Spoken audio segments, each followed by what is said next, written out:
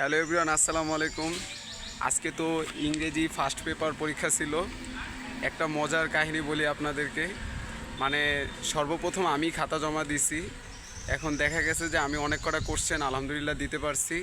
পাশে যেই 2-3টা আপু ছিল, ওরা চেয়েছিল যে আমার সব কয়টা মানে কোশ্চেন দেখার মানে দেখতে চেয়েছিল। আমিও দেখাইতে চাইছি, তাদেরকে দেখাইতে চাইছি। কিন্তু কথা হলো কি, আমি যাদের সাথে মানে অটোতে করে আসি, ওদের হলো এই টিমটার একটা রুলস আছে। সেটা হচ্ছে যাদের বিবাহ ঠিক হয়ে গেছে বা বিবাহিত তাদেরকে দেখানো নিষেধ, যারা অবিবাহিত তাদেরকে দেখানো যাবে।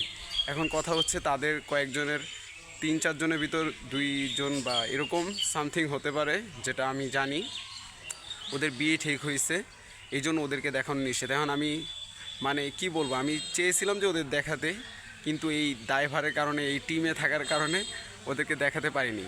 তারপর কি হলো ঘটনা, মানে আমার যে পাশে যে আপুটা বসে, ওই আপুটা আমাকে যেতে দিচ্ছে না। মানে আমি যে বের হব, ওই তো উঠতেছে না।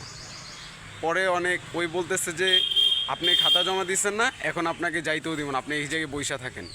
পরে হলো আমার সামনে যে ভাইটা ছিল, ওই ভাইটা বলার পর যে আপু সরেন, নাইলে ভাই যাইব কিভাবে। পরে হলো আপুটা সরছে, পরে আমি বের হয়েছি।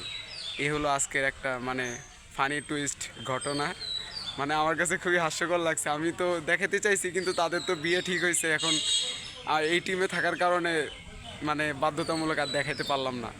সো গাইস, আপনারা কি মনে করেন, দেখানোটা কি ঠিক ছিল না দেখানো? সো আজকের ভিডিওটা এই পর্যন্তই। আসসালামু আলাইকুম।